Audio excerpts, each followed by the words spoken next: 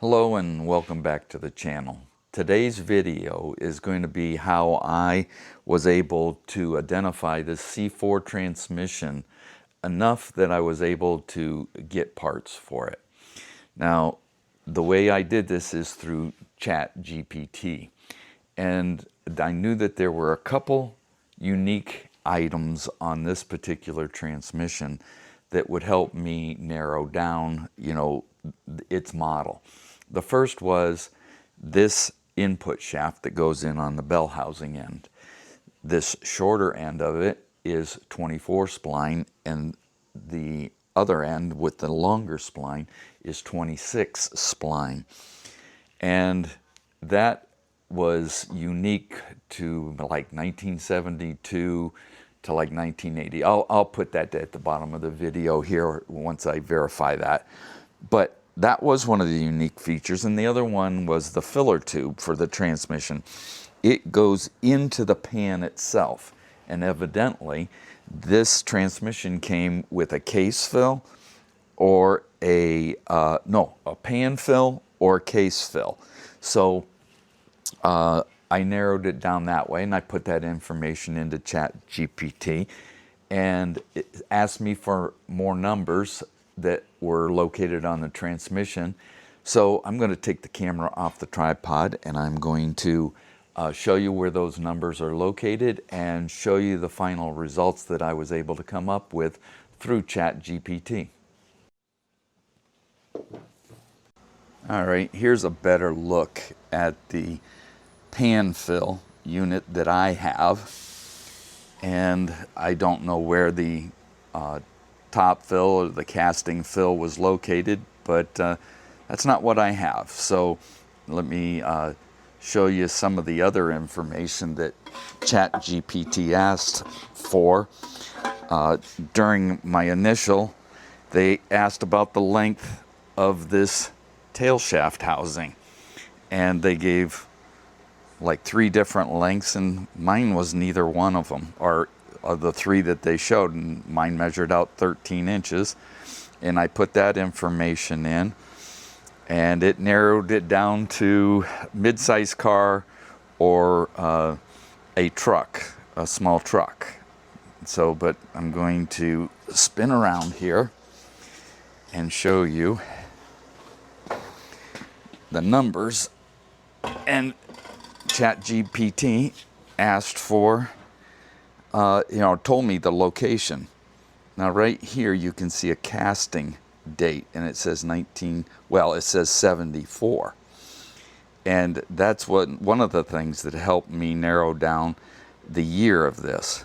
But right here you can see the number, and CHAT GPT showed me told me the location, and then I input this number D50P7006-AA. And the other number back here is mounted or stamped right on, or molded in actually, right on the tail housing itself. And this one was D4ZP7, and that one was hard to read, but I went for an A. 040AA. And this one, there was a little spot in the casting that kind of messed up that second A, but I went with that. And then I ended up putting in this information too. Right here on the top of the casting itself, there was, what I found out later, was a partial serial number that was stamped into the top of the transmission. With several back and forths with CHAT GPT in giving it the information that it required to identify this, it was able to spit this out for me, that it was a C4 and that it was manufactured in 1975, that it was a pan fill, that the input shaft was a 26 and a 24 spline with the larger diameter, that the tail shaft length housing was 13 inches and that it had a missing tag. On the next section here it says casting code. Now that was the casting code on the transmission housing itself. The D5 stood for 75 model year. The O, that it was either in a Fairlane or Torino or intermediate body style. The P just stood for an automatic transmission, and it indicates transmission was designed for 1975 intermediate-sized Ford Mercury vehicles. The next section here says that the tail stock casting code was D4, stood for a 74 design. The Z stood for special performance like Mustang 2 or Cougar 2 related. The P was again transmission engineering. The 7A040 Ford basic part number for the extension housing, and the 13-inch tail shaft housing was used in intermediate cars like Thunderbird, Cougar, and Torino. The partial VIN on this, I guess, helped it verify that it was a 1975 model.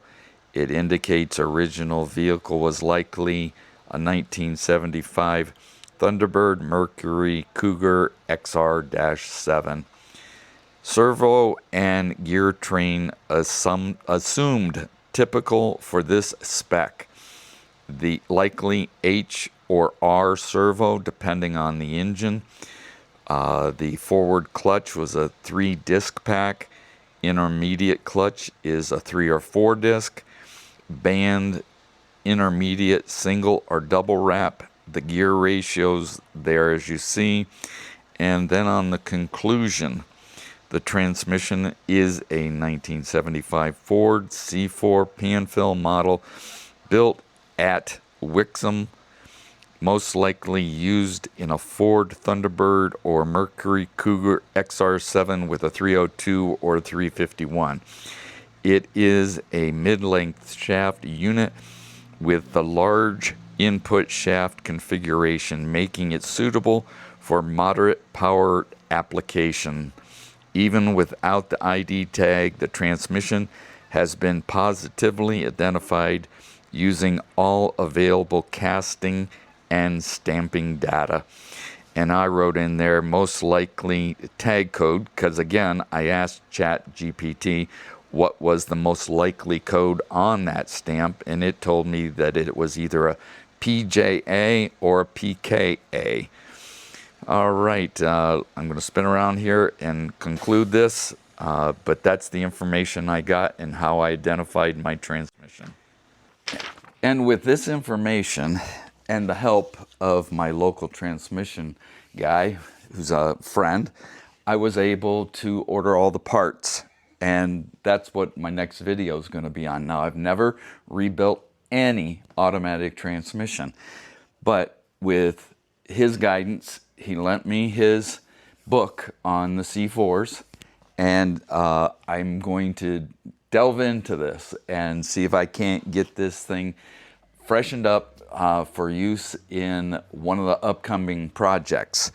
And just so you have an idea, I ended up with the kit that comes with all your discs and plates and gaskets, seals, and I got the intermediate band, the reverse band, a reverse servo piece that the roller and springs, a modulator, a bushing kit, and an oil filter. And he's got me a shift kit coming yet for this, but in the upcoming video, I have already made up myself a transmission stand that I can manipulate this thing around. And I'm going to use a YouTube video that's online that I've watched a couple times and familiarized myself with the process and attempt to do this by myself as a first timer. So I hope you come back and watch, and if you would, like and subscribe. I do appreciate that. It really does help the channel, and I hope you have a great day.